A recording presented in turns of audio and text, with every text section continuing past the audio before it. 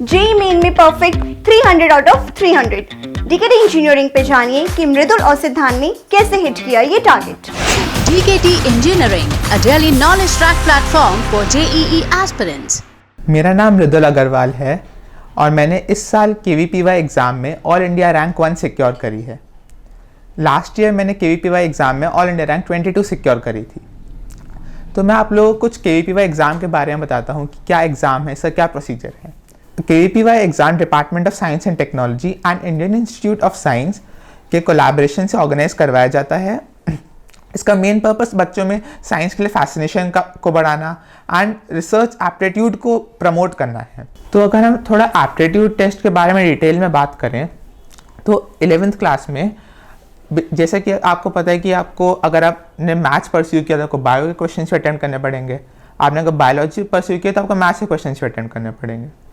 तो मैं थोड़ा बायोलॉजी और मैथ्स को स्पेसिफिक डिटेल बताता हूँ। बायोलॉजी जैसे कि मैंने कहा NCERT बेस्ड आती है, तो NCERT को अच्छे से पढ़ें एंड प्रीवियस क्वेश्चंस के थ्रू डेवलप करें कि हाँ ये जो चीज़ें इसमें क्या सोच लग रही है। तो बेसिकली KVPY में हर साल वो जो आप थिंकिंग होती है हर साल लगभग रिपीट हो जाती है, तो उस थिंकिंग को खुद को अलाइन करके डेवलप करें। एंड जो मैथ्स है वो बेसिकली अगर आप फिजिक्स केमिस्ट्री या बायोलॉजी है वो अगर आप JEE या नीट की प्रिपरेशन कर रहे हैं तो उसी के अकॉर्डिंग चलती है, पर मैथ्स में थोड़ा आपको एक्स्ट्रा एफर्ट डालने पड़ेंगे। मैथ्स के लिए आप प्रैक्टिस के लिए PRMO pre regional maths olympiad के पेपर्स कर सकते हैं। उसी टाइप की मैथ्स KVPY एग्जाम में भी आती है। तो आपने जैसे प्रीवियस क्वेश्चंस कर लिए, उसके बाद अगर आपको मैथ्स में कुछ प्रैक्टिस की ज़रूरत पड़ती है, क्योंकि हाँ जनरली हर साल सब स्टूडेंट्स का ये रहता है कि हाँ KVPY में मैथ्स हैंडल नहीं होती, तो उसका एक अच्छा सोर्स जो 11th के स्टूडेंट्स हैं उनके लिए है PRMO के पुराने पेपर्स। 12th की बात करें तो 12th में थोड़ा पैटर्न में चेंज होता है। सेक्शन 1 और सेक्शन 2 में, सेक्शन 1 में फिजिक्स केमिस्ट्री बायोलॉजी मैथ्स में से आपको कोई भी 3 सेक्शन अटेम्प्ट करने पड़ते हैं एंड सेक्शन 2 में फिजिक्स केमिस्ट्री बायोलॉजी मैथ्स में आपको कोई भी 2 सेक्शन अटेम्प्ट करने पड़ते हैं। तो एक काफ़ी इंपॉर्टेंट फैक्टर जो कि रहता है कि आप पहले से डिसाइड करें, प्रीवियस से क्वेश्चन अटेम्प्ट करते वक्त उससे पहले से डिसाइड करके बैठें कि हाँ कि मुझे एग्जाम हॉल में ये वाले सेक्शन अटेम्प्ट करने हैं। जैसे मैं ये सोच के गया था कि मैथ्स जनरली सेक्शन 2 की मुझे लेंदी लगती है, तो मैं सोच के गया था कि हाँ सेक्शन 2 में तो मैं फिजिक्स और केमिस्ट्री अटेम्प्ट करूँगा एंड सेक्शन 1 में फिजिक्स केमिस्ट्री मैथ्स तीनों अटेम्प्ट करूँगा। तो ये डिसीजन आप पहले से लेके बैठे ताकि आपको एग्जाम हॉल में कोई परेशानी ना हो, कि आपका टाइम ज़्यादा वेस्ट ना हो कि इस सब्जेक्ट को ज़्यादा टाइम दे दिया तो दूसरे के लिए टाइम ही नहीं बचा, जैसे कि बहुत लोगों के साथ इस साल हुआ है। तो जैसे कि बाकी जो मेन प्रिपरेशन है KVPY के लिए वो आपके JEE प्रिपरेशन के अलॉन्ग अलाइंड होती है। थोड़ा मैथ्स में हल्का सा वो लोग आउट ऑफ सिलेबस जाते हैं, वो भी आपको PRMO के पेपर्स में मिल जाएगा। और अगर आप पुराने पेपर्स करते हैं तो उससे बाहर तो आई डोंट थिंक कुछ आता है। KVPY एग्ज़ाम हर साल 2 स्टेजेस में ऑर्गेनाइज होता है, एक एप्टीट्यूड टेस्ट और एक इंटरव्यू राउंड। पर इस साल ड्यू टू कोविड रीजंस केवल एप्टीट्यूड टेस्ट के बेसिस पर ही ऑल इंडिया रैंक रिलीज करी गई। तो हम एक एक करके बात करते हैं aptitude test and interview round के बारे में। तो पहले हम एप्टीट्यूड टेस्ट के बारे में बात करें तो अगर आप क्लास 11th में हैं तो उसका सिलेबस जनरली क्लास 10 तक का रहता है, परंतु उसमें भी थोड़ा आप हायर टॉपिक्स के बारे में क्वेश्चंस आते हैं। उसके अंदर सेक्शंस डिवाइडेड रहते हैं पेपर में। सेक्शन फर्स्ट जिसके अंदर 20 क्वेश्चंस होते हैं पर सब्जेक्ट 1 मार्क के, एंड सेक्शन 2 जिसके अंदर 10 क्वेश्चंस होते हैं पर सब्जेक्ट 2 मार्क्स के। 11th क्लास में अगर आप हैं तो आपको बायोलॉजी और मैथ्स दोनों के ही क्वेश्चंस मिलेंगे, आपको दोनों ही सेक्शंस अटेम्प्ट करने पड़ते हैं। बेसिस जो सिलेबस रहता है वो 10 तक के साइंस का रहता है, पर आपको अगर अच्छा स्कोर करना है तो आपको साइंस एप्टीट्यूड बिल्डअप होना चाहिए, क्योंकि इस एग्जाम का मेन पर्पस ही बच्चों में स्टूडेंट्स के अंदर साइंस एप्टीट्यूड को बिल्ड करना है। आपको एप्लीकेशन बेस्ड नॉलेज होनी चाहिए, कॉन्सेप्ट्स एकदम crystal clear clarity and research oriented आपकी थिंकिंग होनी चाहिए, तो आप बहुत इजीली इस एग्ज़ाम को एस कर पाएंगे। प्रिपरेशन के लिए जो भी आपने पढ़ा है उसके अलावा जैसे अगर मैं PCM स्टूडेंट था तो मुझे बायोलॉजी में थोड़ी प्रॉब्लम आई थी। मैंने प्रीवियस क्वेश्चंस काफ़ी करे, उससे ये रियलाइजेशन हुआ कि 11th-12th की NCERT से डायरेक्ट क्वेश्चंस आते हैं KVPY एग्ज़ाम में।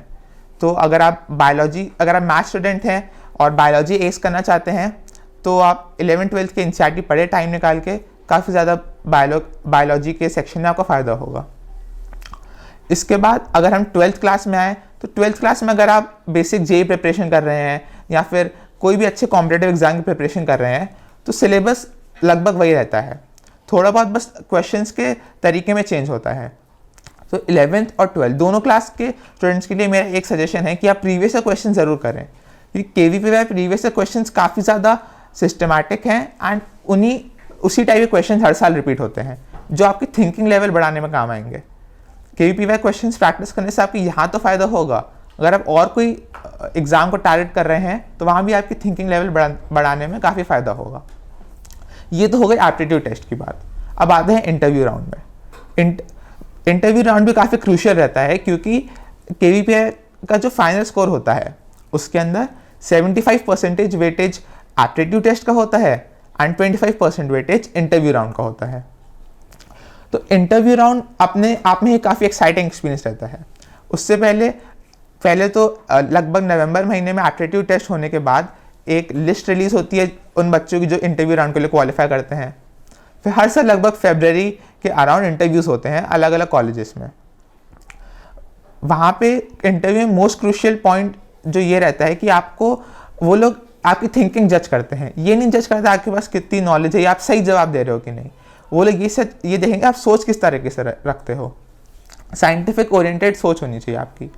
तो इंटरव्यू से पहले आपको एक सेल्फ अप्रेजल फॉर्म मिलता है जहाँ पे आपको अपने बारे में बताना होता है कि मुझे हाँ इस फील्ड में इंटरेस्ट है, ये मेरा फेवरेट सब्जेक्ट है। तो इंटरव्यू में जैसा मेरे साथ एक्सपीरियंस था, जो आप अपना फेवरेट सब्जेक्ट बताते हो उसी पे वो लोग मोस्टली क्वेश्चंस रेस करते हैं एंड उस पर भी वो थोड़ा रिसर्च ओरिएंटेड, वो ये देखना चाहते हैं कि आपकी थिंकिंग क्या है, आप किस डायरेक्शन में सोचते हो, इस बेसिस पे क्वेश्चंस आते हैं। और जनरली इंटरव्यू काफ़ी थोड़ा रैंडम साइड रहता है, आपसे किसी भी टॉपिक पे क्वेश्चंस पूछे जा सकते हैं। अगर आपने फिजिक्स फेवरेट सब्जेक्ट बोला तो हो सकता है कि और टॉपिक से क्वेश्चंस पूछ लिए जाएँ। तो इस तरह से इंटरव्यू रहता है एंड इंटरव्यू होने के बाद फिर जब फाइनल्स को लगभग अप्रैल के मंथ में रिलीज़ होता है हर साल, उसके बाद ऑल इंडिया रैंक्स रिलीज़ होती हैं। तो अगर हम थोड़ा एप्टीट्यूड टेस्ट के बारे में डिटेल में बात करें तो 11th क्लास में जैसे कि आपको पता है कि आपको अगर आपने मैथ्स परस्यू किया तो आपको बायो के क्वेश्चन भी अटेम्प्ट करने पड़ेंगे, आपने अगर बायोलॉजी परस्यू किया तो आपको मैथ्स के क्वेश्चन भी अटेम्प्ट करने पड़ेंगे। तो मैं थोड़ा बायोलॉजी और मैथ्स को स्पेसिफिक डिटेल बताता हूँ। बायोलॉजी जैसे कि मैंने कहा एनसीईआरटी बेस्ड आती है, तो एनसीईआरटी को अच्छे से पढ़ें एंड प्रीवियस क्वेश्चंस के थ्रू डेवलप करें कि हाँ ये जो चीज़ें इसमें क्या सोच लग रही है। तो बेसिकली केवीपीवाई में हर साल वो जो आप थिंकिंग होती है हर साल लगभग रिपीट हो जाती है, तो उस थिंकिंग को खुद को अलाइन करके डेवलप करें। एंड जो मैथ्स है वो बेसिकली अगर आप फिजिक्स केमिस्ट्री या बायोलॉजी है वो अगर आप जेईई या नीट की प्रिपरेशन कर रहे हैं तो उसी के अकॉर्डिंग चलती है, पर मैथ्स में थोड़ा आपको एक्स्ट्रा एफर्ट डालने पड़ेंगे। मैथ्स के लिए आप प्रैक्टिस के लिए PRMO pre regional maths olympiad के पेपर्स कर सकते हैं। उसी टाइप की मैथ्स केवीपीवाई एग्जाम में भी आती है। तो आपने जैसे प्रीवियस ईयर क्वेश्चंस कर लिए, उसके बाद अगर आपको मैथ्स में कुछ प्रैक्टिस की ज़रूरत पड़ती है, क्योंकि हाँ जनरली हर साल सब स्टूडेंट्स का ये रहता है कि हाँ केवीपीवाई में मैथ्स हैंडल नहीं होती, तो उसका एक अच्छा सोर्स जो 11th के स्टूडेंट्स हैं उनके लिए है PRMO के पुराने पेपर्स। 12th की बात करें तो 12th में थोड़ा पैटर्न में चेंज होता है। सेक्शन 1 और सेक्शन 2 में, सेक्शन 1 में फिजिक्स केमिस्ट्री बायोलॉजी मैथ्स में से आपको कोई भी 3 सेक्शन अटेम्प्ट करने पड़ते हैं एंड सेक्शन 2 में फिजिक्स केमिस्ट्री बायोलॉजी मैथ्स में आपको कोई भी 2 सेक्शन अटेम्प्ट करने पड़ते हैं। तो एक काफ़ी इंपॉर्टेंट फैक्टर जो कि रहता है कि आप पहले से डिसाइड करें, प्रीवियस क्वेश्चन अटेम्प्ट करते वक्त उससे पहले से डिसाइड करके बैठें कि हाँ कि मुझे एग्जाम हॉल में ये वाले सेक्शन अटेम्प्ट करने हैं। जैसे मैं ये सोच के गया था कि मैथ्स जनरली सेक्शन 2 की मुझे लेंदी लगती है, तो मैं सोच के गया था कि हाँ सेक्शन 2 में तो मैं फिजिक्स और केमिस्ट्री अटेम्प्ट करूँगा एंड सेक्शन 1 में फिजिक्स केमिस्ट्री मैथ्स तीनों अटेम्प्ट करूँगा। तो ये डिसीजन आप पहले से लेके बैठे ताकि आपको एग्जाम हॉल में कोई परेशानी ना हो, कि आपका टाइम ज़्यादा वेस्ट ना हो कि इस सब्जेक्ट को ज़्यादा टाइम दे दिया तो दूसरे के लिए टाइम ही नहीं बचा, जैसे कि बहुत लोगों के साथ इस साल हुआ है।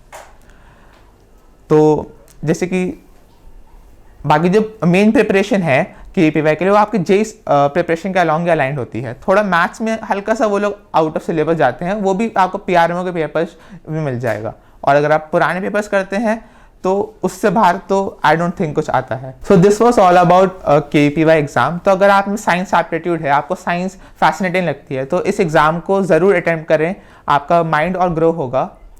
So that was all. Thank you so much. Keep watching DKT।